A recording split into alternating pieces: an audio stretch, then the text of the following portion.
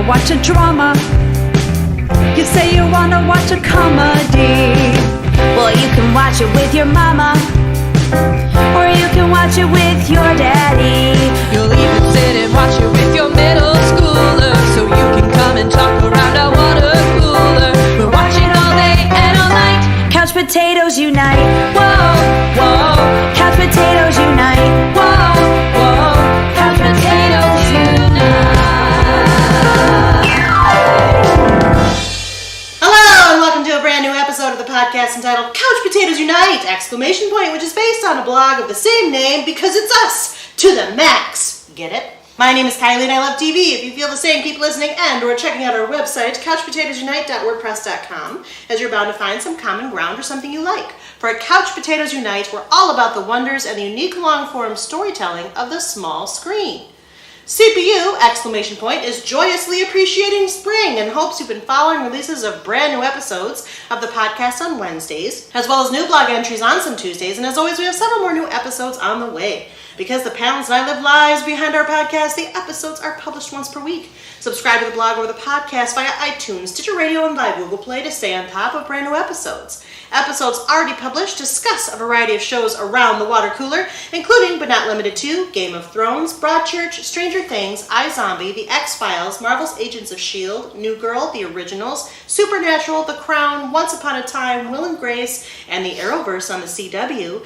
Plus, new episodes are in the works, including revisits for 13 Reasons Why, Unbreakable Kimmy Schmidt, Grace and Frankie, Fuller House, American Horror Story, Doctor Who, a series of unfortunate events, The Good Place, Gotham, Schitt's Creek, Arrested Development, and the Marvel's Defenders panel will talk Season 2 of The Punisher. We'll be launching new panels covering Westworld, Jane the Virgin, The Americans, Riverdale, The Chilling Adventures of Sabrina, and Altered Carbon. And because we look back at shows now past, our Friends retrospective will finally be there for you this spring, I promise. And we'll be launching our mega Star Trek retrospective into space, The Final Frontier, in the near future. Plus, we'll take a smallish look back at a short-term show from some kind of yesteryear called Freaks and Geeks. By the way, did you know that CPU also from time to time goes live? We've been live from bunkers and comedy shows and Comic-Cons, and we just went live from Blue Bridge Games to take a shiny look back at Firefly. Plus, we're planning more live appearances and other cool stuff, so make sure you like or follow us at our Facebook page,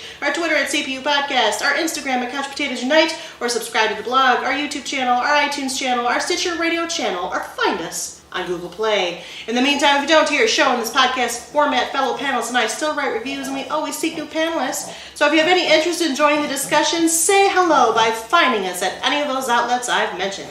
At the very least, stop by and leave us a thumbs up, comment, or review. We like feedback, not Madison's kind of feedback. Please keep the feedback proactive, like kickball. Today we're around the water cooler to discuss Season 6 of Orange is the New Black, which was released to the Netflix streaming library on July 27, 2018, with a total of 13 episodes, which means, for the record, that this show is available to Netflix subscribers exclusively, as it is Netflix-produced original content. And they are, of course, our unofficial non-sponsor. To remind the listener, Orange is the New Black, or OITNB, is an American comedy drama web television series created by Jenji Kohan for Netflix. The series is based on Piper Kerman's memoir, Orange is the New Black, My Year in a Women's Prison, about her experiences at FCI Danbury, a minimum security federal prison, and is produced by Tilted Productions in association with Lionsgate Television. The series initially focuses upon Piper Chapman, played by Taylor Schilling, who was sentenced to 15 months in Litchfield Penitentiary, a minimum security women's federal prison in upstate New York. Chapman was convicted of transporting a suitcase full of drug money for her girlfriend, Alex Voss, played by Laura Prepon, an international drug smuggler. In prison, Chapman is reunited with Voss, who named Chapman in her trial, resulting in her arrest, and they re-examine their relationship. Simultaneously, Chapman, along with the other inmates, attempt to grapple with prison's numerous inherent struggles. Episodes often feature flashbacks of significant events from various inmates and prison guards' past, and these flashbacks typically depict how an inmate came to be in prison or develop a character's backstory. At the end of the 5th season, a SWAT team raids Litchfield to end the nearly season-long riot and to remove all inmates from the facility. During this raid, a correctional officer is fatally shot by a corrupt strike team, which then conspires to blame the guard's death on inmates who hid in an underground bunker and had taken hostage of the guard. All inmates are transported to other prisons. The consequences of the riot are shown in the 6th season.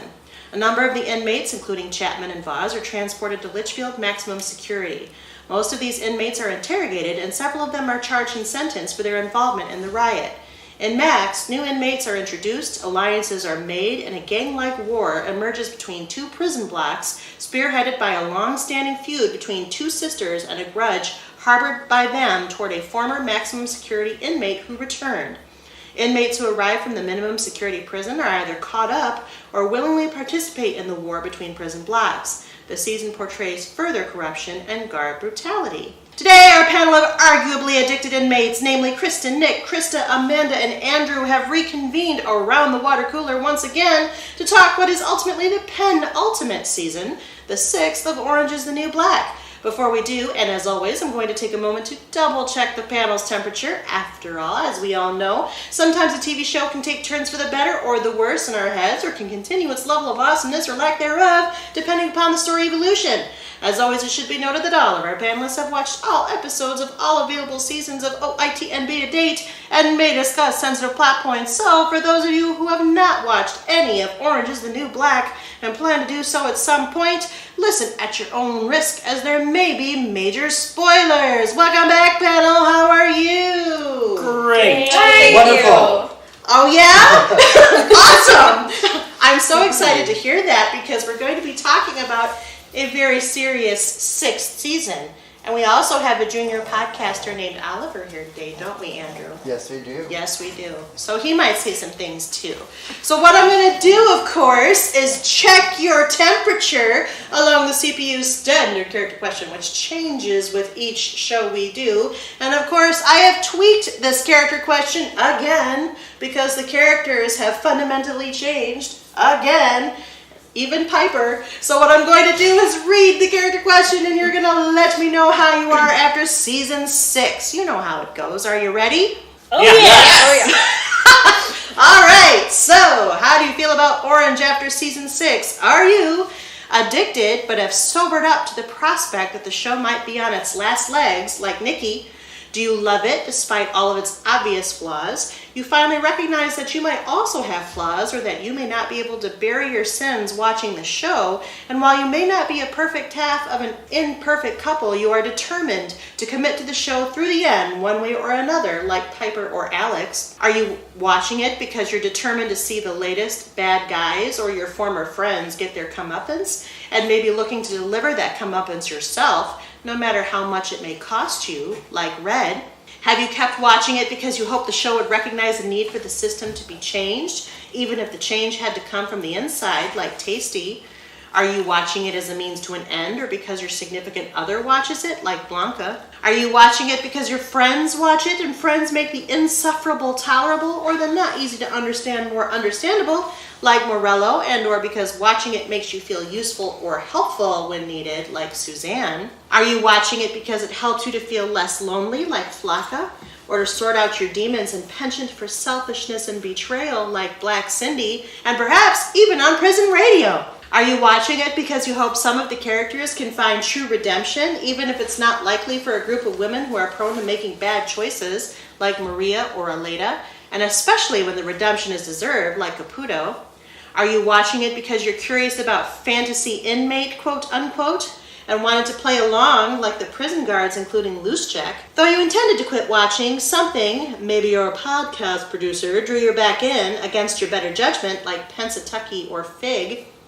Are you watching but you're appalled by some of the turns the story has taken, particularly with the pronounced gang violence of the Mac side of life, like Gloria, or with the PR nightmare affecting the prison, like Linda? Are you watching it with only a passing interest as you're looking to cause trouble, like Battison, the Little Debbie killers, Barb and Carol, Daddy, and so on? Are you only watching it because you have to, though you fortunately know how to survive whatever the show throws your way, for better, like Frida, or for worse, like Daya? Did you only watch part of the season because you're trying to nurture your own career, like Sophia? Or you don't watch it anymore because, spoiler, you were transferred to a different prison, like Big Boo, Maritza, Soso, Janae, the meth heads, the white supremacists, and many more. Who would like to start? I'm Krista. Hi, Krista. I think this time I am a Nikki/Red. Okay, you were partially red last time. Actually, you were kind of all over the place last time. Well, season 5 was all over the place too. Fair enough. It's one of those seasons that once I reflected upon it, I enjoyed it more, but I'm also very glad it's ending. Not glad so much, but it's ready to be done. The show, you mean? The show is ready to be done. Okay. I feel like they've told their story, and it'll be nice to have that epilogue of a final season, but I think it has reached that point. Welcome back, Krista. This is Amanda. Hi, Amanda. I am a mix of things because I can never be one. So a little bit, I love the show despite its flaws, like Piper or Alex. You're But admitting to being Piper this time? no, I don't like her, but you put them together, so what am I did. to do? And you just pick Alex. So I guess they're like a couple, so they go together. Okay. And so I will just accept one with the other. Fair enough. And then, even if I'm in denial of part of it. But I do agree with Krista and the Nikki description that the show might be on its last legs. It needs to be done. I've enjoyed it. I like it, but it's just about ready to be over. Fair enough. Welcome back, Amanda. Thank you. I'm Nick. Hi, Nick.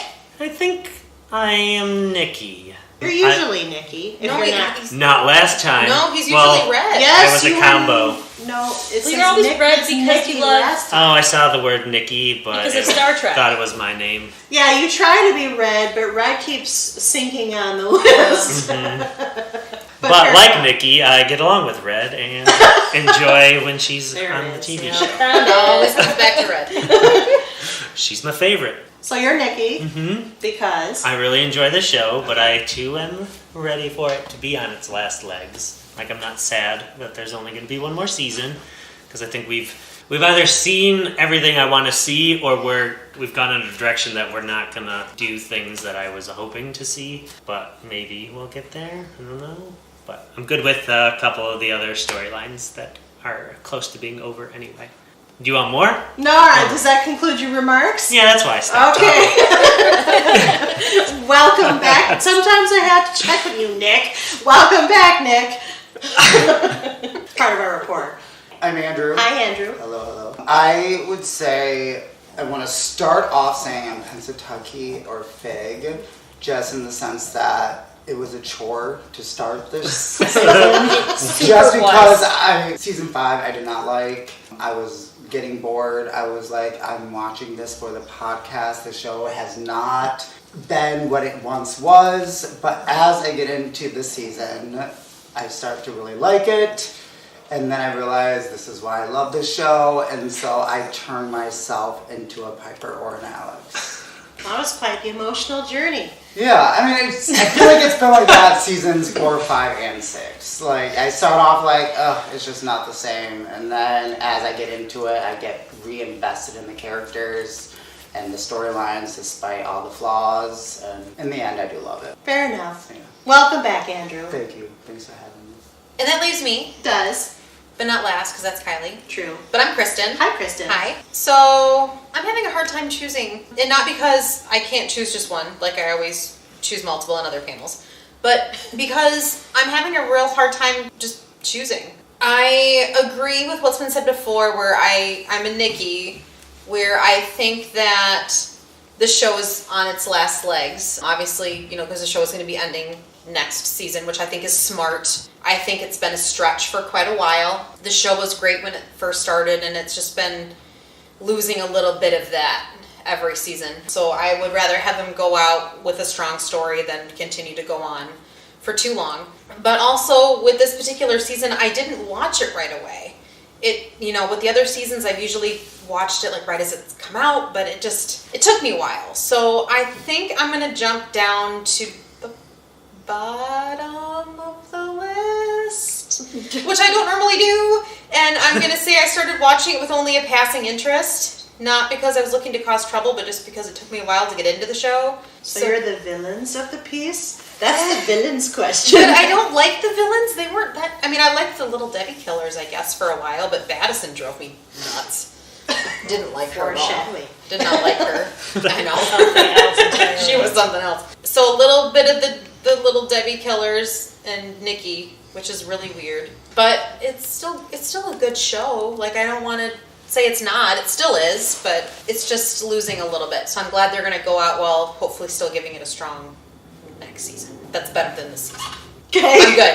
Okay. I think I'm done. I think I said everything I needed to say. Okay, I was just feeling the spectrum between Yeah. Nikki and It's the a little big guy. it's a big gap, It but is. there's nothing quite in the middle that gets me. We're just going to go with the ends of the spectrum and call it good. Okay.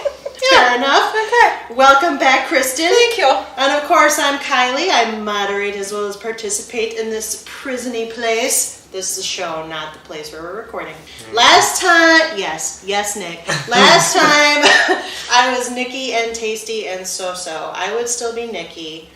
Every time I said, I'm going to agree with what Kristen just said. It took me a while to watch this show. Even though I already delay watching this show, it wasn't because I was excited to watch the show this time. Just because I agree with Andrew that season 5, and maybe Krista, that season 5 was kind of a mess. And so I wasn't falling all over myself to watch it as I had been in the past.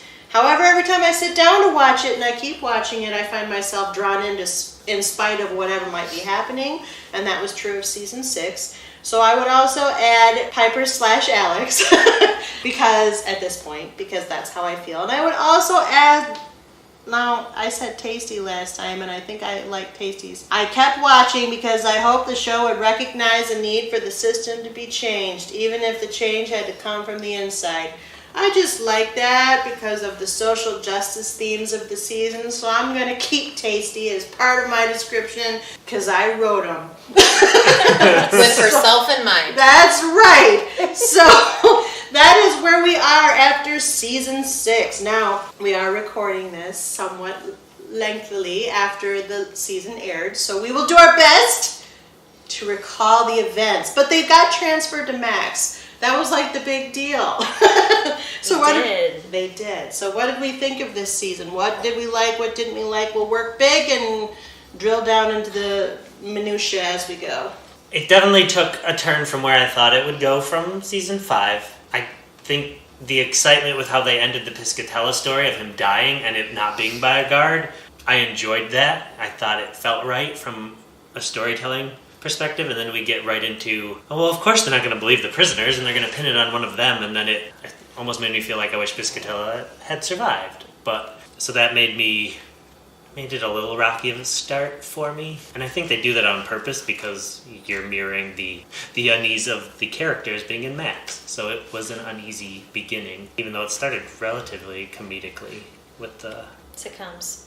the vignettes of, Which I did not enjoy, but I'm humorless, so I guess that's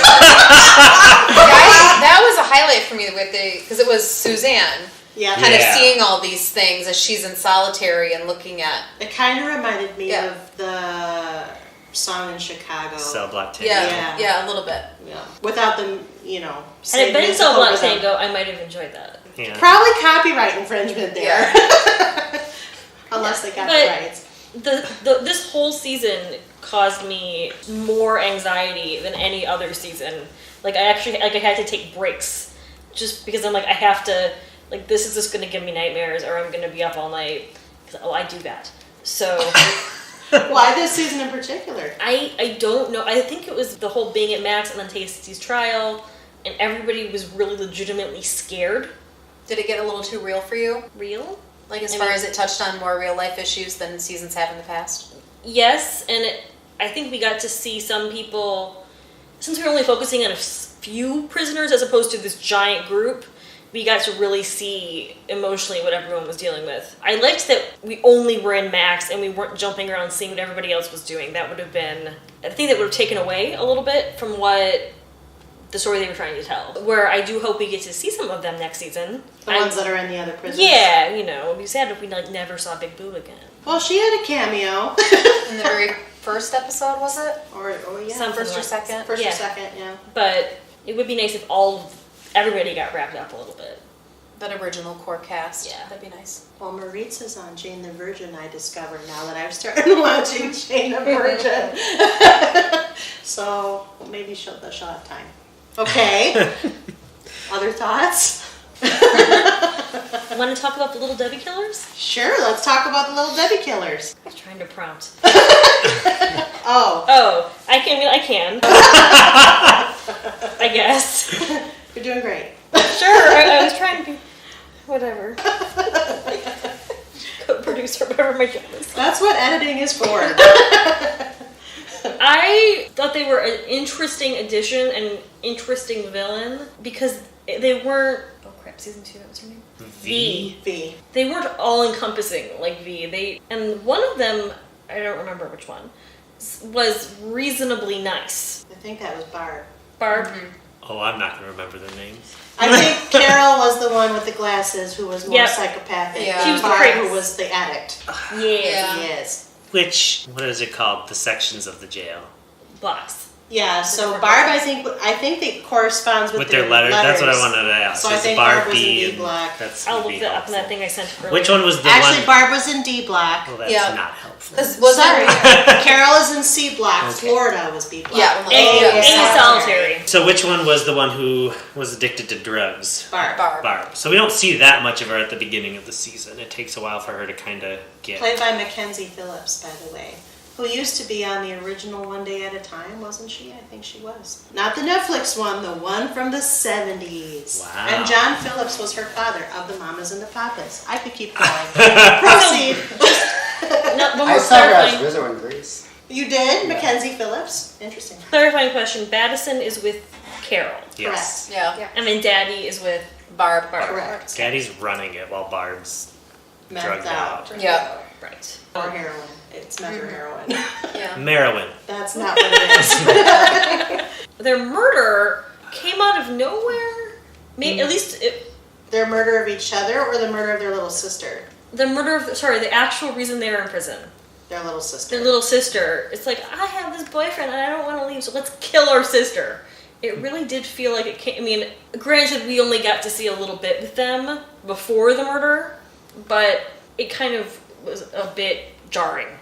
It didn't play too well for me. I don't think it's supposed to, though. I mean, there's ultimately the only reason that they commit this murder is because parents doted on their baton twirling, ribbon twirling youngest daughter like stage mom. Yeah. Dote. And they just kind of pushed the older two to the side. And Yeah, made them moved them move in. around, and so they couldn't, stay with the boyfriends. Now, granted, most people don't react by murdering people. So Correct. that is very jarring. And they were old enough where it's like, just leave home then. You don't Right. actually You don't have have to to go. go. And I also- think that was part of it, and that the little girl wasn't like she could have easily been written more as like a brat that was annoying, And but she wasn't. Not at That's all. true. She was very I sweet. actually thought that's what made it more interesting because she herself did not do anything. It was the parents Yeah. who then pushed the other siblings to murder her. Also, they're clearly insane. Yeah. So, I mean, there's that. And by they, it's really Carol, because Carol is the one that instigates the whole idea. Barb goes along with it because she's just a lemming. Yeah. But that's being quite the lemming to be like, yeah, sure, let's murder her sister, whatever. Well, she also Let's gets drown addicted to her. heroin later. So she's not making good life choices here. Definitely not making no. And then No. they meet Frida in the They- prison. They do meet a Yes. younger Frida, which for that reason, that storyline was fun because you got to see younger Frida being younger Frida in prison. And Yes. totally screwing them over. She manipulated the whole situation. And it's exactly what Frida would do. Yep. And so that's how Frida got transferred to minimum security prison, was by turning in evidence against Barb and Carol and turning them against each other. Because they were running a smuggling. Was it still drugs or was it just commissary stuff? It was contraband of all sorts. I believe. Yeah. Yes. So that's what Frida does, though. She survives. She's the survivalist. She's the wilderness girl. That her flashback is still one of my favorites. From the wilderness previous girl. season. With her dad leaves her and she's so excited to prove that she can do it. It's cute. I mean, her dad's obviously has some mental health problems, but That seems to be the theme. Yeah. But it was fun to see her, present day Frida, once she got transferred back to Max and realizing where she was and who was still in there, and watching her survival skills come into play again on how to avoid being put into C block or D block with Carol or Barb, she got herself put into Florida with all the old women or the people who are, disabled in some way. By trying to commit suicide. By committing suicide. Well, she gave herself some symptoms and was making it look like she was having some serious health issues, Yes. or, she was using, different kinds of pens and equipment and things to give herself the shakes and, Yes. yeah. Which is commitment. Yeah. Oh, she was the definition of commitment to get herself into cushy Florida. Whereupon her plans were somewhat jarred by the fact that Suzanne became her roommate. Yep, and Cellmate. her best friend. And her best friend. Whether she wanted to be best friends with Suzanne or not, but it was the buddy comedy I didn't know I needed. Yes, that actually was my favorite part of the season, It was. quite honestly. They Frida were and Suzanne. actually really fun to watch together. They were.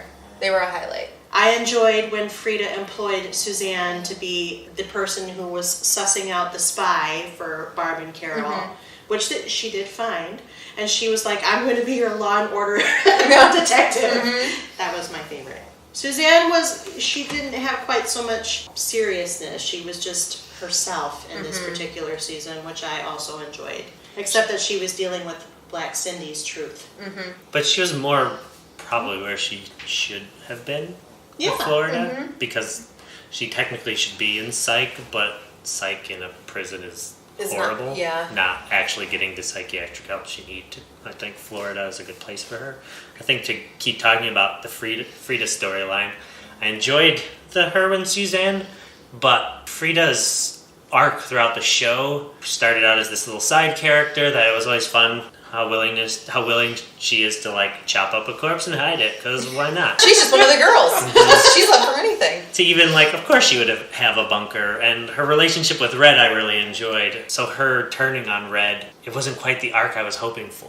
She's Red wasn't hoping for it either. Well, But Frida, she's the survivalist, and she will do what it takes to protect herself and to get her where she needs to be. Yeah, right. She's number just one. disappointing. Yeah. I know, but they can't all be red, Nick. They're criminals. We can't forget that. Right. Any of their redeeming qualities, they have done something very naughty to end up where they were. Well, I was just hoping for something redeeming with Frida. She murdered someone. She belongs in prison, and she's pretty old now too. So I don't know. I was hoping for. She didn't screw over Suzanne, and she contemplated it. Yeah. That's true.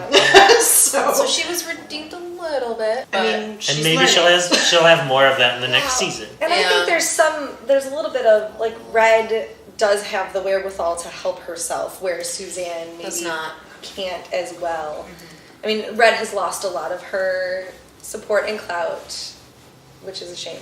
So maybe a little more helpless than she has been in the past, but Suzanne has always been in need of assistance and support. So there may be a little bit of that as well. True. It shows Frida has something of a conscience, though, I think. Not a lot, but something. She has a little moral compass there. Well, when she can afford to. Right. That's very true.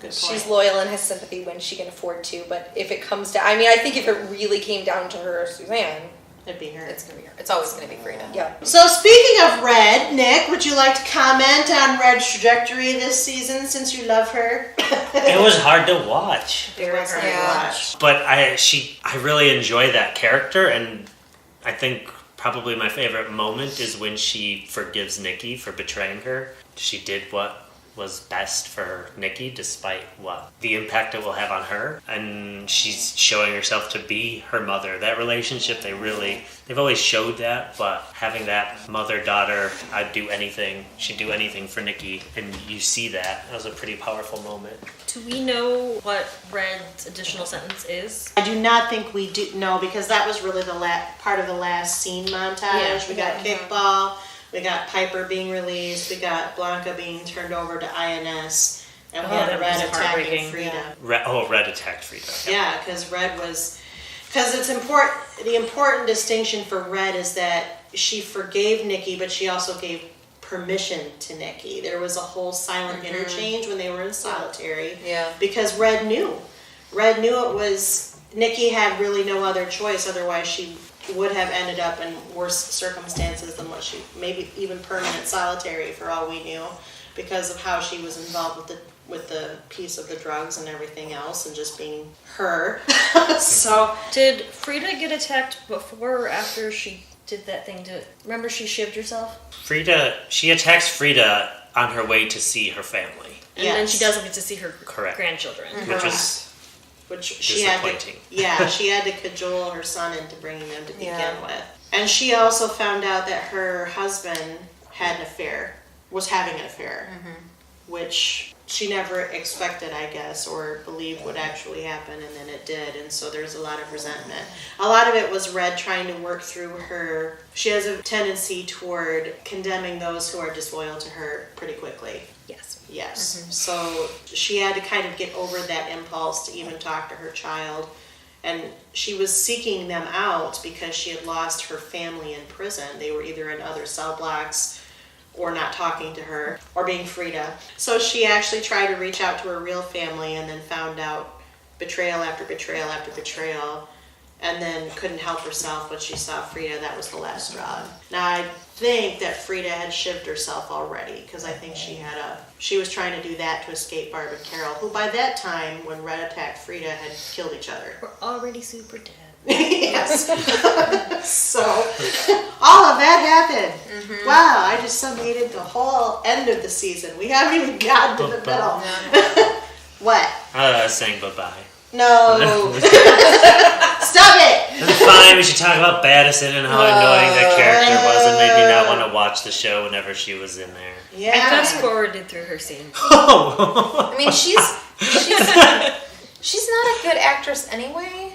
I mean, have you seen her in other she's things? on Last Man Standing. She's the oldest daughter. It's the Tim Allen show that was canceled by Fox or by ABC. Then it was repicked up by Fox or whatever order it's in. I don't know. Nobody on CPU is watching it, I guess, except you. Yeah. Except me, and I don't know. It's on in background noise. Whatever. I don't care. But So don't put her name on the list. Don't Doesn't sound like she's requesting it. No, I'm not. I'm not requesting it. But no, she's the oldest daughter on that show, and she's just as annoying on that show too. Really? Yeah, she's not good. I liked the original. The daughter's name is Kristen, coincidentally. I liked the original Kristen from season 1 way better, and then they replaced her with this girl, Baddison, in season 2 and going on, and it just tanked for me. Did not like her then. I don't like her now. I find the writing choice of making her backstory in such a way that made me not have any sympathy or care for her whatsoever. No. Like her fits of rage, and at least the way she showed them, I know she was bullied, but she really overreacted. Can you remind me what her backstory is? She's just trying to like prove herself. Her parent, she has a very temperamental temperament, and her parents, she seems to have inherited that from them. They seem to beat up on her a little bit, not necessarily physically, but verbally is what we see. And then she also explains when she's having her temper tantrum in response that people at school bully her, so they send her to an alternative like summer camp to like basically whip her into shape, if you will. Right. She sets her own friend on fire on accident. On accident. I said that? Okay. But yeah, she does. She's trying to play a prank, and she does stupid stuff where she pours alcohol or shoots alcohol. Something with alcohol in the fire, and burns her friend. And it gets the one friend she makes at this camp. Oh, yeah. She's doing the prank on her friend. Yeah. That it gets out of control, but she's trying to get the non-friends to like her. Right. And Trying then to there's also- impress the other bullies at the camp, just like she does at the prison with Carol. Yeah, and her school scene where they're making fun of her and they're teasing her. I forget what they're calling her, something with her name. It's like it's Madison, but Baddison. It was it? Because she's. I thought it was fart related, but I don't know why. I think it's Baddison because she's overweight. Yeah. And she really does she punch someone or throw something out the window? I don't know. There's violence involved. Yeah. Possible destruction of property. Yeah. This is her MO, so what you're supposed to feel from her flashback or get from her flashback is that she's perpetuating a cycle. Well, and she's obviously emotionally impaired. This is the teacher talking. We have students like this at every school in America where they do not have the emotional self-control to stop themselves from reacting in that way. They have not learned it.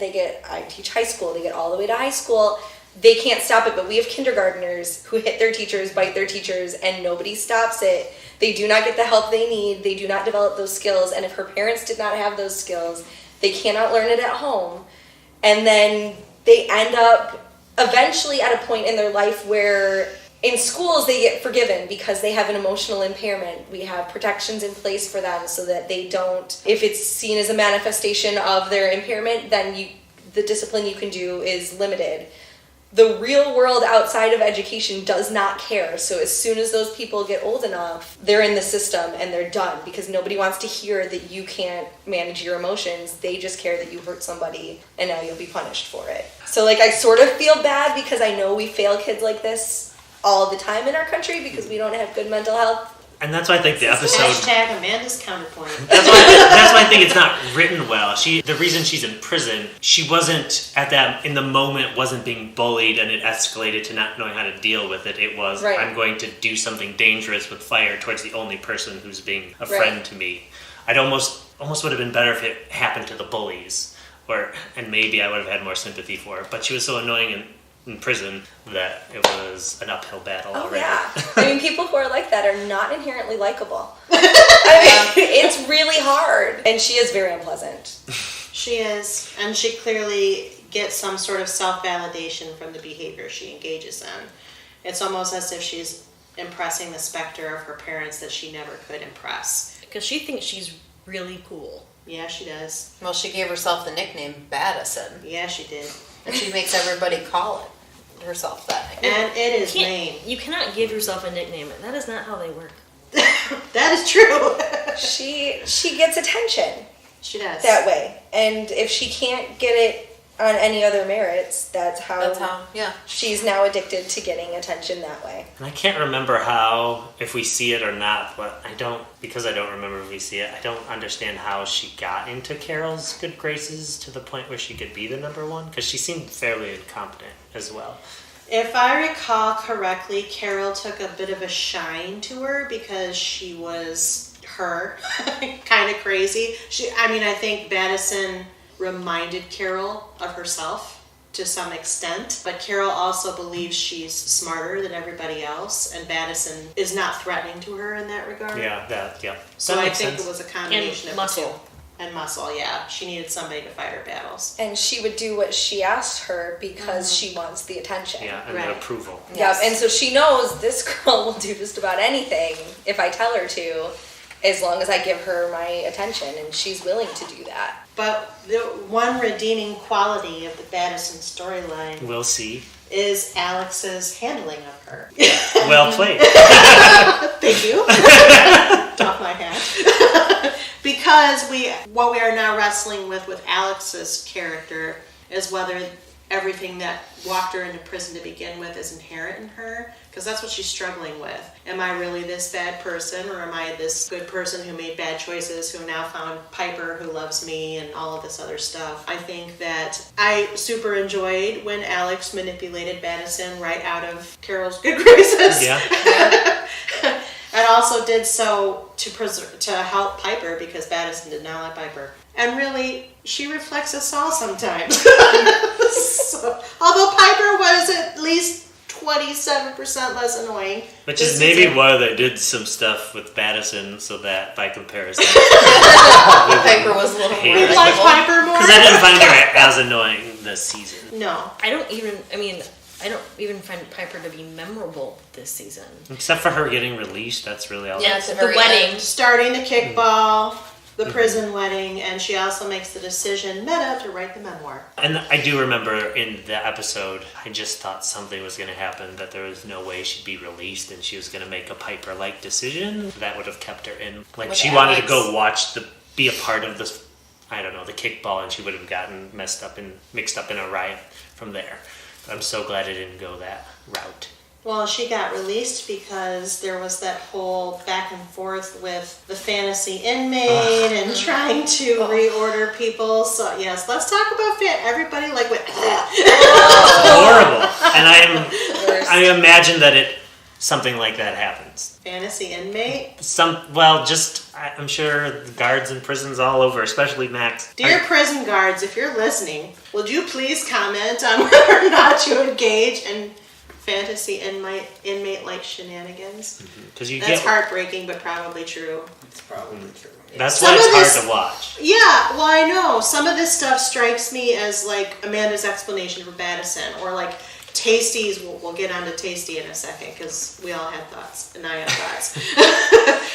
Tasty's particular story, we know that happens, and then you watch something as ridiculous as Fantasy Inmate, and there's a cognitive dissonance. Like, that can't really happen, but you're probably right, it does. And even if it doesn't, I'm sure it's representing lots of mistreatments and, I don't know, people who are guards just because they have their own rage and anger problems and they're taking it out on the Well, I prisoner. imagine there's abuse, but the whole scoring points and Hoping for people to get, or not intervening because they'll get more points, or trying to instigate. Right. Or sticking the two psycho killers together in a room. Now I just want to sing the rest of the song. I know, right? I want to believe that if there are people like that, it's not like a whole crew like we had in this series. I want to believe that not everyone is there. And again, I'm saying I want to believe this because I don't know what to believe. And I really honestly hope to never have firsthand experience in prison guard on either side of things. But one of the reasons it's hard to not suspect that is I can't see there's a lot of people, responsible people with a good, strong moral compass that think, I want to be a prison guard. Like, that's going to be a difficult job with probably doesn't pay great, and it probably is really hard and mentally taxing. You're not going to keep a lot of good people in a job like that, especially for Max. Well, you're right. I mean, I think it's true everywhere. I think corrections officers are largely drawn from the locality in which the prison usually is situated, which is not usually a populated area, and there's not a lot of major employers around. I think that's true in Michigan as well. I mean, I think if you live in Ionia, near that maximum security prison, that's going to be one of their major, that's one of them. That's going to be one of the major employers in your area, and that's where you're going to go because you'll get good wages and good benefits for doing it. I mean, you work for the state. I know what those wages and benefits are. But I think people choose it out of necessity as opposed to this is what they've always wanted in their lives. Is that what the point you were making? Yes. Okay, good. We're on the same page. But all of these things that are hard to watch is one of the reasons I like this show, because it's making us think about a part of society that's really easy to, well, Krista just said, I forgot there was a maximum security prison there. It's just a forgotten part of society in our day-to-day. So the system can just continually be corrupt and flawed, and it's just easy not to think about it because there's other things that seem more important to worry about. So segue Tasty. Go for it. I have one thing to say about Fantasy Inmate. Okay. Which is when it got teased, I thought it was going to be like fun and positive. Like, if my inmate gets out, I win. Yeah, it's not. And I was like, oh, that's kind of like, oh, they're rooting him on. That's kind of nice. Oh, that is not what it is at all. So sweet. So innocent. That's good that you still had those thoughts, though. I thought maybe for once the guards weren't going to be the bad guy.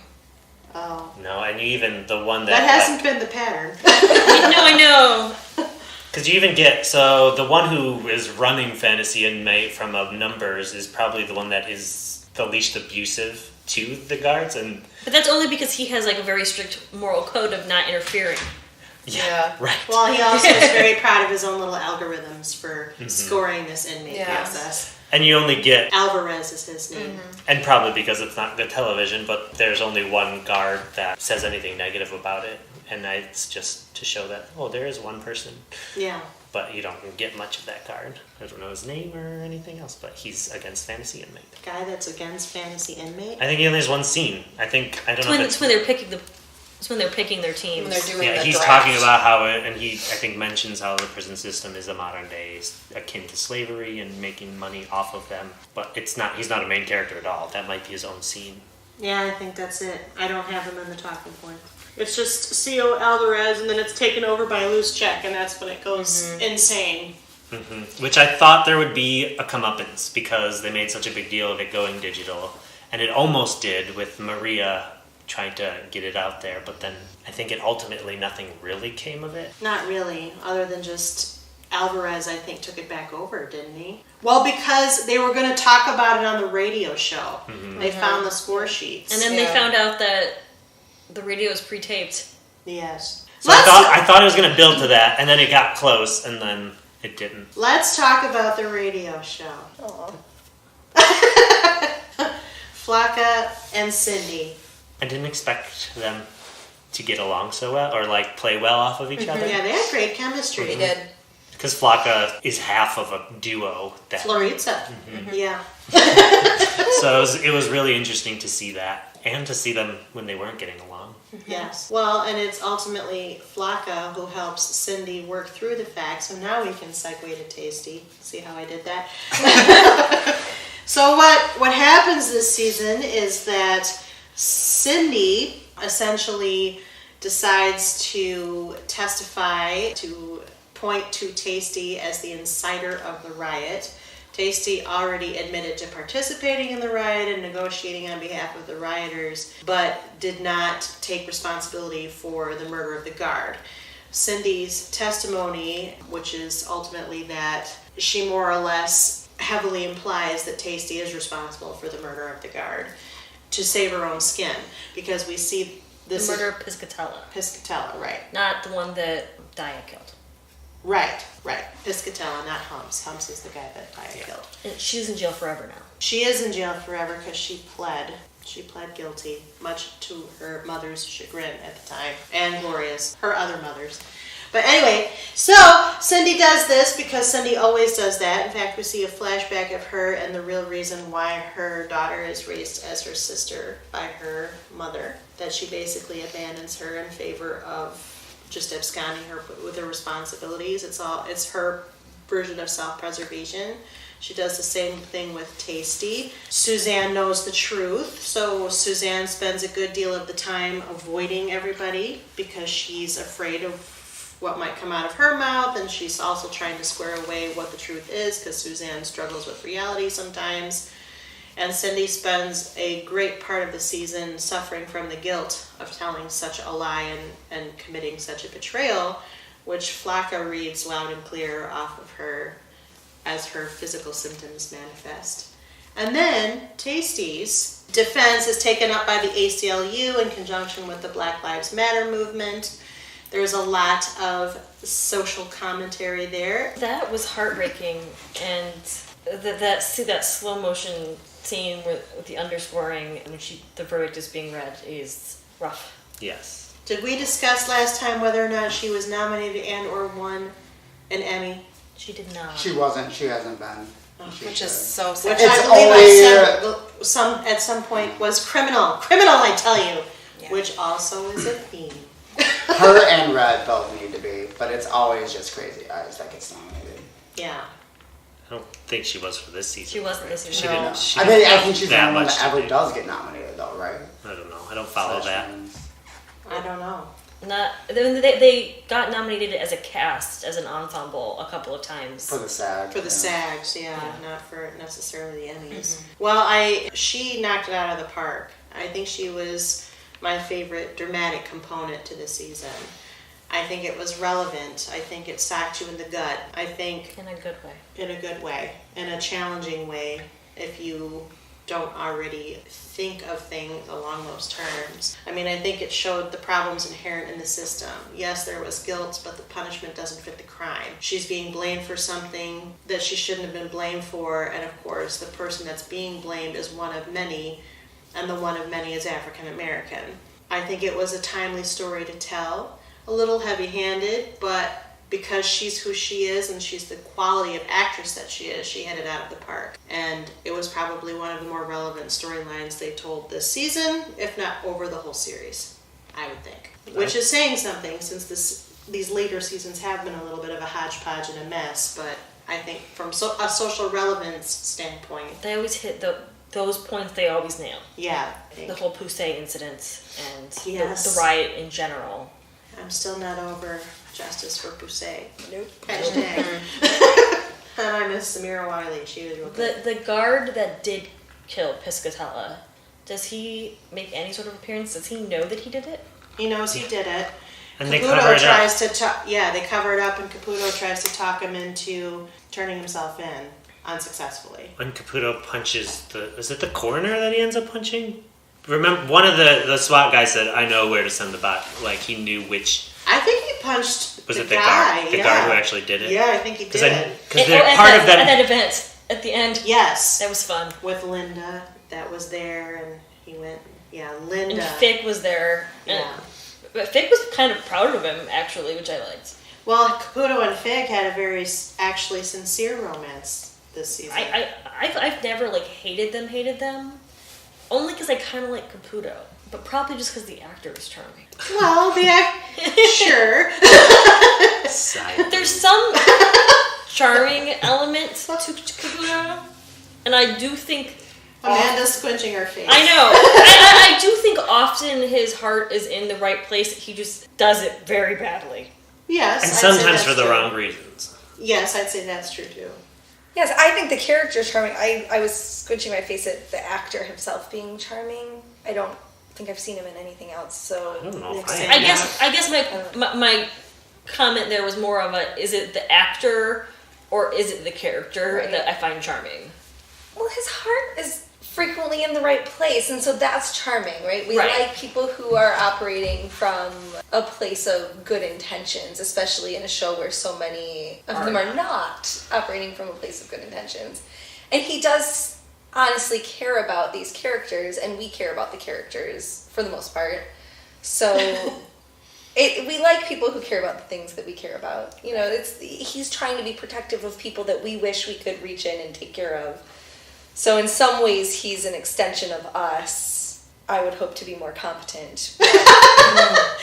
Not oversee a prison while there was a riot going on, for example? Well, Even though I don't know how that had... The riot was kind of his fault. Was That's it? what I'm saying. Why was the riot his fault? Because he excused the guard who killed Poussey on live TV while Tasty was in the other room. I guess I was thinking the riot was more a fault of the budget cuts in not giving the guards enough pay, and they hired all these other guys in who It was a perfect brought the storm of gun all in. the things, I 'cause think. I guess in my mind the riot started at the gun.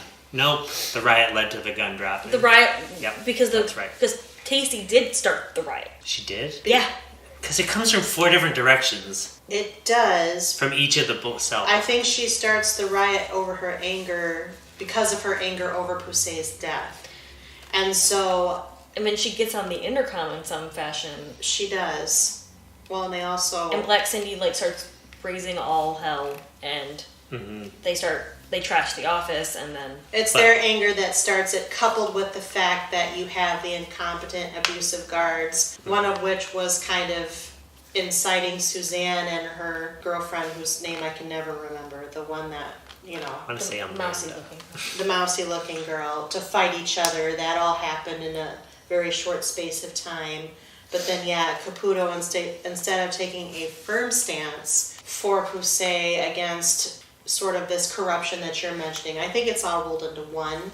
And if the circumstances of the prison, the budget cuts, the abusive, understaffed guards were like the dynamite, Poussey's death and Tasty's anger were the fuse. Does that make sense? Yeah. So then, because Caputo failed to stand up in the way that Tasty expected or wanted him to, leading Tasty kind of down the road she traveled, he then feels that guilt this season, and that's part of his journey. He's dethroned, put on administrative leave because he oversaw the prison while the riot was going on.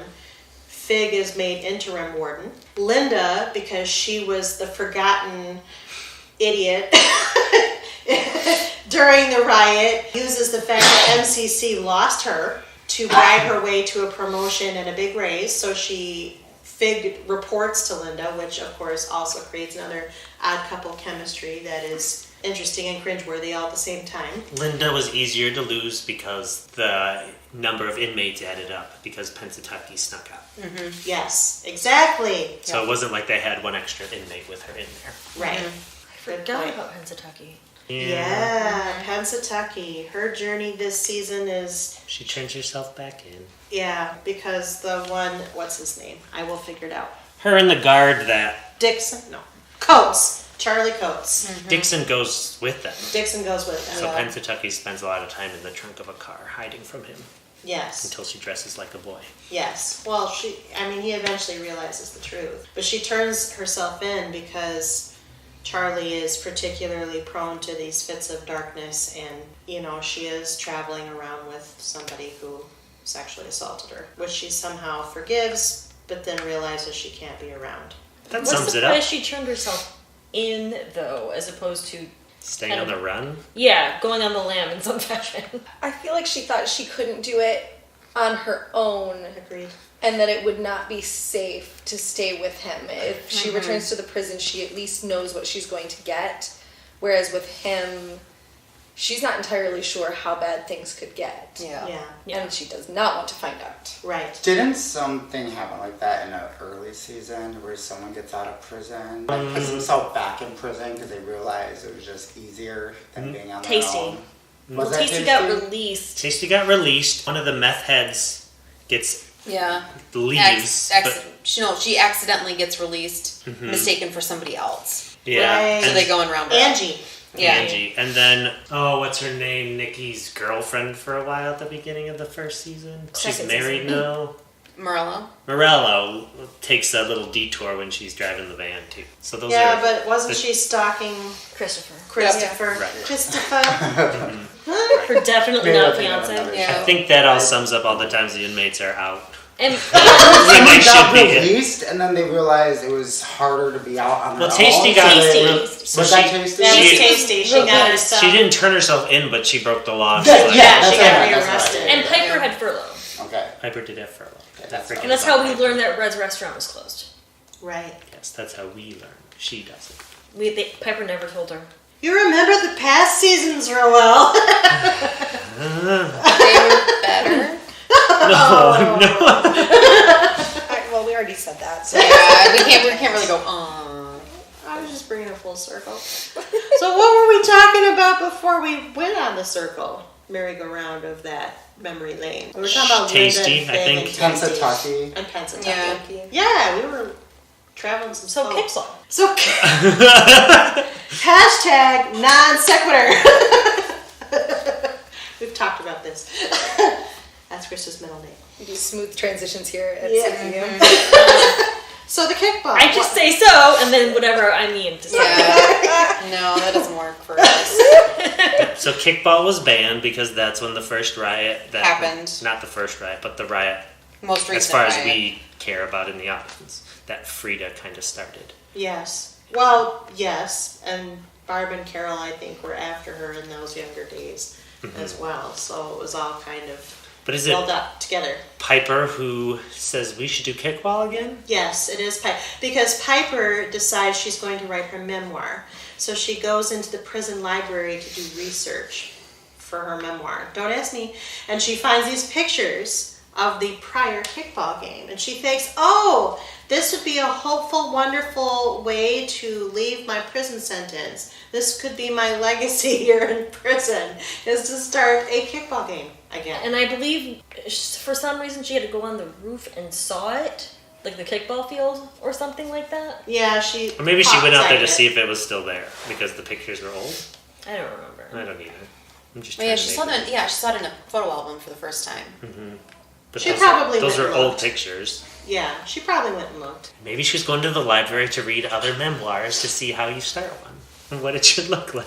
Sure. Let's say it makes sense. I don't dwell on the Piper stuff. That's good advice. She would want the context of like what prison life has been like. She would be. She's an academic. She went to fancy school. Yeah, She Kylie. wanted that. Sure. She would. And if you're going to tell a history, you go back and you see what the context was beforehand. I mean, yes, that's what academics do. That's very generous of you, Amanda. I I mean, it's yes, it's a plot device, but it's at least semi-believable. Okay. So this I'm kickball with thing Nick. I don't pay much attention. is being built as, well, it's Piper's hopeful thing. It's possibly, I think in the audience's mind, it could be Barb and Carol exploding another. Well, that's because this is driven by the fact that when they learn that the kickball game is happening, this is amidst all the stuff. So you've got Daya getting addicted to drugs and using up all of Barb's supply, which causes Daddy, the lesbian who takes interest in Daya and who works for Barb, to be in hot water. So Daddy blames the drug interruption on Carol's and her gang. In the meantime, they're all getting ticked because that's just what Carol does. She does not like Barb.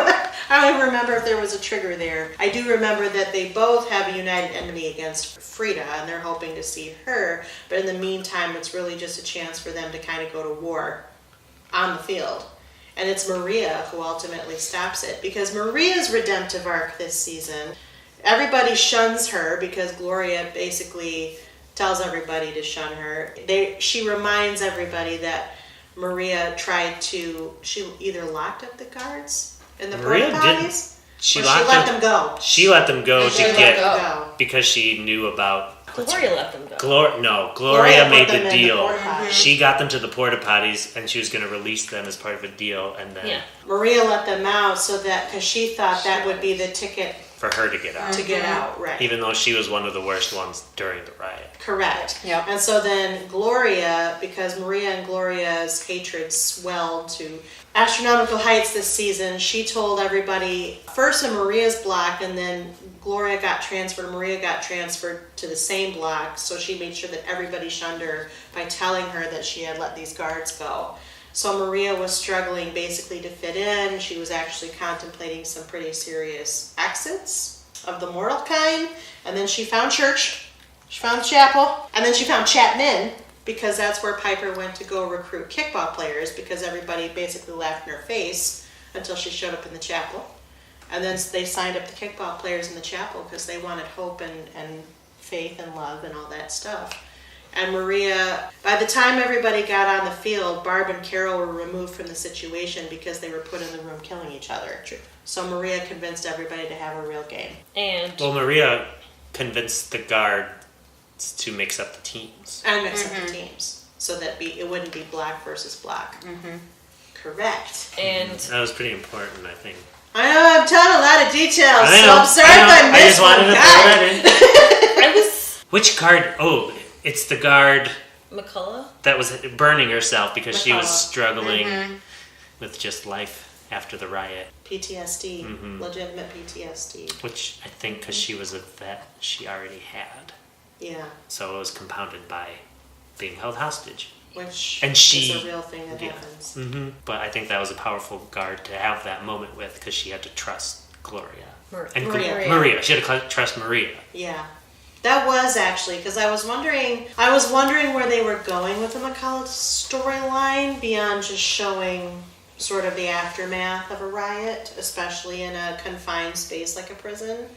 But then to have that dovetail into Maria's personal journey in the kickball, I actually did put kind of a neat bow on a season that had some mess to it. It kind of reminded me of the lake. Well, so I liked the symmetry of the lake and everyone outside enjoying it, and Piper inside the prison tattooing the infinity sign, almost like I'm going to be here forever, to the kickball happening, everyone kind of enjoying that in prison. It's like a moment of feeling free while she was actually being free. Wow. That was nice, Nick. Yeah, I'm going to leave. Good job. And done. Drop the mic. Next up. I really liked the moment where they all were playing and they're all like, wait, I don't actually have a reason To hate these to people. hate these people Yeah. other than I've been told to, which I think is just a really poignant thing that maybe everyone should look at in their lives. It'll be Especially interesting. now. It'll be interesting if we continue in Matt's without Carol and Barb. What happens. Yeah, if those people form new, like if that barrier gets broken down, because they just hate each other because they've been told to. Mm-hmm. It's so arbitrary, and yet they like built this whole system of like getting at each other, and it's constant until the cycle gets broken, and then they're all like, hey, what? Why are we doing this at all? It'll be really interesting because there isn't. Addison can't maintain it, and I think No, Daddy nobody lost the respects authority her. too. Yeah. Well, Daddy's was a supplier. It wasn't based on respect. It was based on.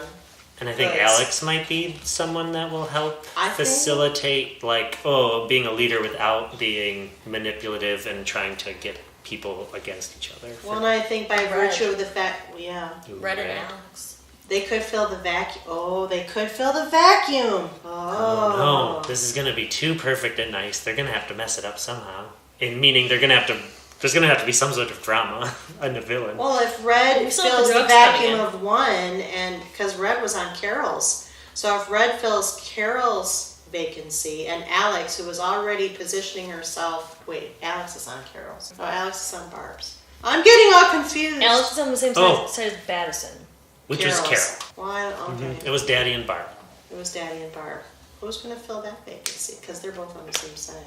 And then the drugs are still coming in on that side because of that. Yes. And Aleda's smuggling them in. Are the they herbal still shakes. happening? Because did the guard... Yes, because the guard found out, but then he wanted to keep going because it made him feel alive. He thought it was, which is sad. It's so sad. I think he wanted a cut of it too. He did. Yeah. That was the whole thing. Like, he discovered it, he thought he was going to blow up, and because he lives with grandma, he clearly has some emotional issues to contend with grandma. And then he discovers this, and that's the pronouncement, and then they have this big embrace and more. And Lada's not thrilled with it, but As long as the business keeps going, she's just there to protect Aya. Yeah. Which, by the way, was a super... she's like one of my favorite characters, or used to be, and they've really taken her down the road, haven't they? yeah. It's tough. We don't even know at all what happened to her baby. No. Does Mary Steenburgen not have it? I think Mary Steenburgen has baby now. No. Dia calls her, I think, at the beginning of the season after she pleads and says, so this is where my baby is, go find her. And porn stashes in the background. Hell yeah. I don't even remember what his real name is. There's He's no just... Doesn't there's matter. No. I don't think he has a porn stash anymore. What about Blanca and her quest for artificial insemination? Well, It was just something, I think they just needed something to lighten it up occasionally. give Nikki something weird to do. Yeah. I love it when Nikki has a quest. So it worked. I don't know. But then Blanca... She's that crazy look in her face, like, all right, we're gonna go do it, and then it's fun. Fair enough. You know what I mean. But Blanca's story is heartbreaking as well. Yes, because she's released legitimately, you think, And then deported. and then And deported. then he's waiting there with flowers. I know. Diablo is sweet, even though he's named Diablo, which is Spanish for devil. That's why it's ironic. I know. It's like the bad boy's named Angel. Yep. Oh yeah, I like that show. I was so mad at that turn of events. I was just so gutted Yeah. by that. That's one of the stories I'm most looking forward to following next season. Do you think we'll get anything Well, of that? no, because I they're feel like she's building- just gonna be gone. Because they're building a what's it right next door. Yeah, What's it? they're building a detention center. Yeah, that's what. So she's going next door. And I- Which is what's her face's idea. Linda's. Yeah. She's the worst. Like, Linda is everything that's wrong with the society and more, rolled up into one person. Hashtag privilege. Yeah. Agreed. Yeah! They do a decent job of highlighting who is more of our privileged prisoners and kind of And workers. and letting us kind of see how that affects other people, which I don't think we often see on television, which is very nice. The Blanca storyline is happening as Piper gets released too, Yeah. which really highlights the difference. Even And- though Piper was in for, do we know why she's in? Was she in prison? Alex turned her in. No. Oh. Not Piper. You said Piper? You did say Piper. Yeah, but Piper's getting released at the same time as Blanca. Is going into custody. Right, and I think that But we was don't know why intentional. Blanca's in prison. That's what I was asking. Didn't it have something to do with the old lady she was the maid for? Yeah, I just can't remember what exactly it was. So, like, I can't... Like, did they have equal type of criminal charges, and this is what's happening? I think she destroyed her house. Oh, wow. Like fire, or No, just just smashy, trashed smashy? it. She had sex in the house in a very obvious manner. I don't remember what happened that led her straight into We don't prison. know for sure. So we never saw that?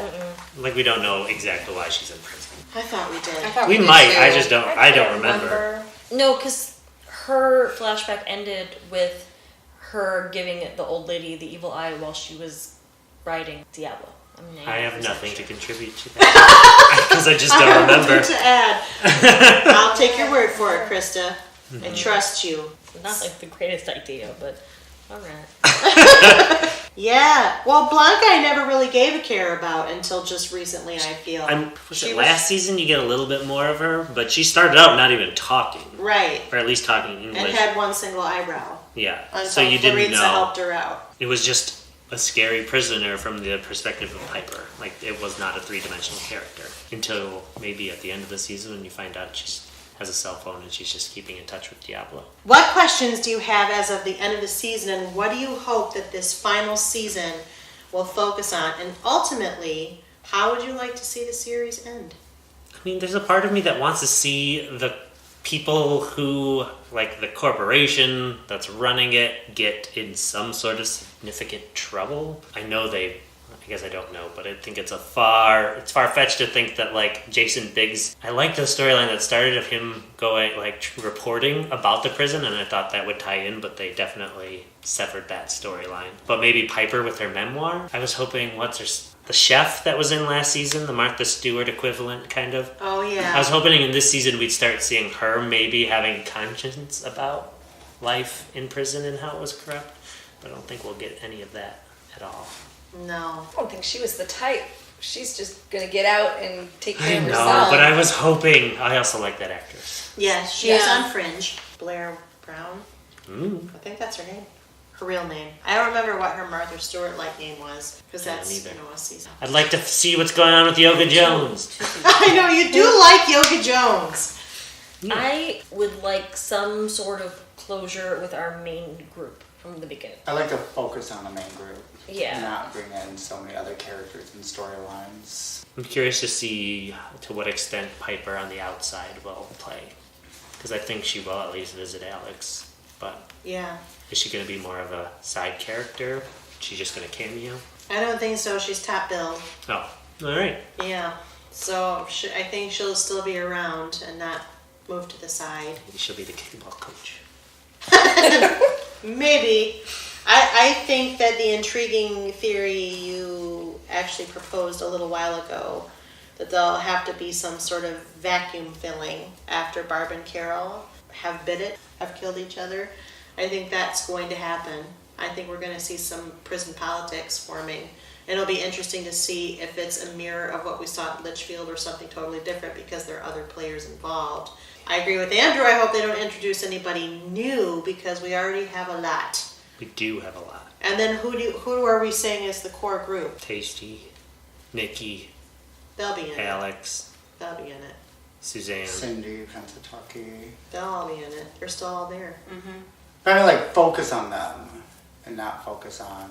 And I mean, I would, in some way, even if we only get a glimpse at everybody else, it's Maritza up to So-So, Big Boo.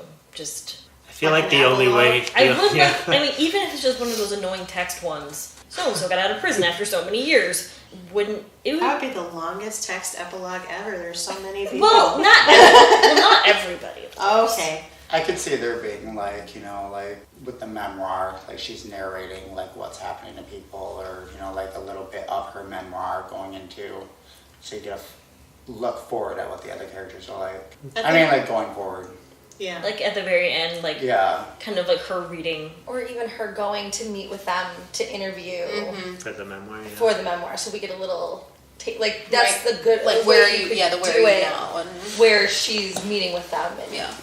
then we get an update, Right. and then That is a Yeah. good idea. 'Cause We it- should right, write this season. Right, because are they in prison or are they out of prison? right.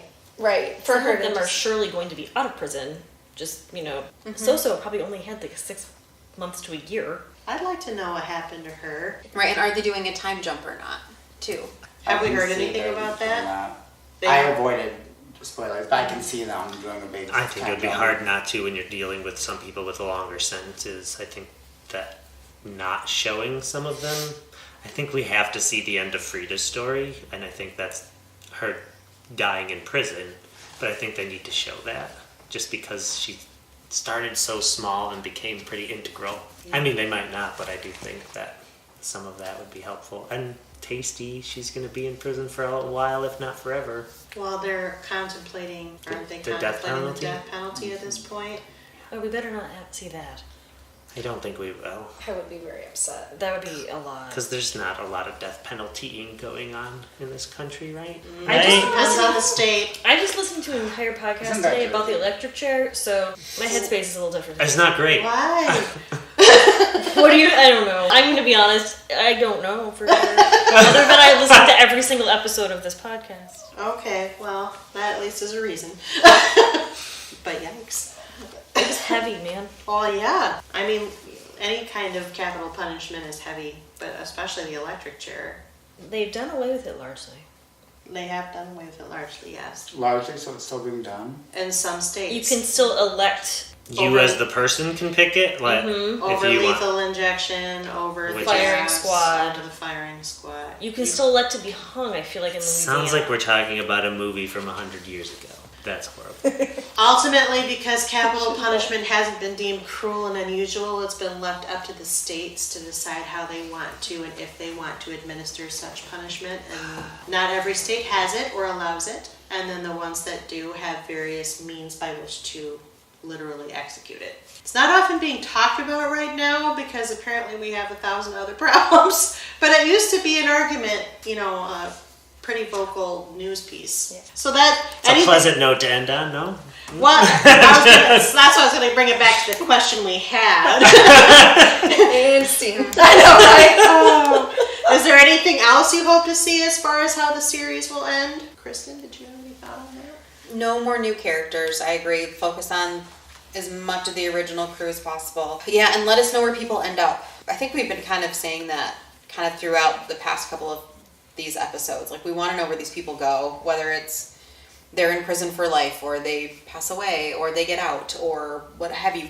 I want to know where these women go. Whether that's 5 years down the line, 10 years, 20 years, I want to know where they go. I need some sort of closure with these storylines. Also, there are notes in the points. For example, Tasty finds out that Cindy betrayed her. So there's going to be that piece. And also she starts to go into labor prematurely at the end of the season. Oh, yeah. To the extent that we like Lorna Morello. Yeah. Yeah. So, And wasn't she going in, was it dangerously early? yeah. Okay. And it was caused sort of by the melee around. I think she figured out what was happening with Barb and Carol a little bit, and Nikki was trying to get her out of that. But I can't remember completely what triggers this specifically. I just remember them kind of dragging her to the med ward, and she's not doing well. And that's the last you see of her. So you see Tasty being escorted away after the guilty verdict. Barb and Carol are dead. The kickball game with Piper kind of going out. Blanca being released into ICE's possession. Oh, Sophia gets early release too. But she keeps trying to act on their shows, so that's what happened. And then Red and Gloria are sent to isolation because Red attacks Frida, and then that's Gloria's punishment when she tries to broadcast about the fantasy inmate rosters. They throw her in isolation unjustly. I really just want to see what happens after that. Yeah. It was a good note to end the season on. I thought it was a really good cliffhanger. So I think there's a strong wave into this final season, whatever may happen. And I hope what we said earlier is correct, that it will end strongly. Does anyone want to know what states you can still get hung in? I just looked it up. No. I think instead of saying bye-bye, you should just be listing the states and it can fade out. Don't do that. It can't be that many. Just does it say how many? Okay, a number. How many are there? 2. Okay, that's not I bad. didn't think it was a lot. Next, I am the That's why I was shocked that it's 10. Actually, Now I want to know. Currently, there's only one state that allows hanging, which is New Hampshire. Oh, that surprised me. And then there's one that only New Hampshire, what are you doing? Only Utah allows the firing squad, but there are 4 states that allow a gas chamber. That's more than 2 states. I thought you said there's only No, not death penalty. the electric. Hanging. Oh, I thought you were just talking about the death penalty. Oh, There's only there's 2 like states. a number. Oh no, there's like 12 or 15, right? A lot. That's too many. Or 30. I agree that's too many. Growing every day again. Sorry, yes. Regressing. Very bad. All not good. Most are administered by gas or lethal injection. So that is the most common form. Still not great. No, it's not. But yeah. Okay, so we got back to the note. We need something else. So how about them lions? Are you going to keep watching? No. It's spring, by the way. Are you going to keep watching? Yeah, there's only one season There's left. one per season. What a weird question. Maybe. Nick, judgy. Some people jump sharks even when there's only one season left. I'm gonna watch it. I would be more excited to start the next season than I was to start the Interesting. last season. So I will definitely watch it, and probably sooner because of the way it ended in the cliffhangers. That's fair. Okay, since you're looking at it, just say it. Well, I don't know. I just Count. want to see how many. I'll give it to. That's not what it was on. I was showing him a different part. Oh, I was- okay. I just want to know how many states it's still legal, but I can Google that too. 30. What the? PG-13. Okay, so Not ours, at least. Yay! Yeah, it's not legal in Michigan. Not California anymore, right? Since like a couple weeks ago. Really? The Really? governor basically stopped all death penalties, and then Trump went on and said that was embarrassment to this nation and stuff. And He says that basically- about California. Yeah, all the but time. there We was should just finish this. because that was over the news We're because he off the stopped rails. all death penalties. Well, I think it's only federal prisons in California can use the death penalty. I don't know. I'll tell you later. Yes, we'll tell each other offline. And we're not going to ask you the recommend question because this is the penultimate season. And that would be a weird question, Nick, because there's one more season that you're all going to watch. Anything else you want to say about season 6 of Orange is the New Black, or what you hope to see in season 7? We did it. We did it! How do you feel? Good. Proud, at least that we did it. Just hoping you didn't April Fool us with pretending to record it. So far, that would suck. Because we're proud, we did it, we made it with 3 or 4 months to spare. I'd like to thank Andrew, Nick, Kristen, Amanda, and Krista for joining me once again to talk about Orange is the New Black. And because we've talked about Orange is the New Black this time, and we're going to talk about it next time, what I have to do is say CPU is produced by Backpacker Productions, run by yours truly, the Chief Couch Potato, and hails from Grand Rapids, Michigan. Please, if you like what you hear, would you take the time to rate us on iTunes, Stitcher Radio, or Google Play? That means give us stars, comments, reviews. Let us know how we're doing, what you like, what you don't. Do you continue to enjoy Orange is the New Black, or has it lost you? Tell us. Join in the conversation. We'd love to hear from you. If you have suggestions on shows we might consider, contact us at our website, couchpotatoesunite.wordpress.com, via email at couchpotatoesunitepodcast@gmail.com, or by our social media, Facebook, Twitter, Instagram, though of course we had new and old shows to chat about around the water cooler all the time. In fact, we have more new episodes coming down the pike, more new shows, more new episodes, more new series. We're just everywhere, and you can find us on Google, subscribe to our website, channels, and social media to stay up on all that new stuff that we are trying to push through that pipe that I keep mentioning. Until next time, all of Orange is the New Black is currently available to stream on Netflix, as that is the network who made it. In the meantime, our Orange is the New Black panel will next reconvene sometime, hopefully soon, following the release of season 7 with a 2-part goodbye miniseries in which we discuss not only the final season but also look back at the entire show. Season 7 will likely be released in June or July of 2019. So until next time, until next episode, new episodes published every Wednesday. Keep listening, keep watching, stay tuned. Bye.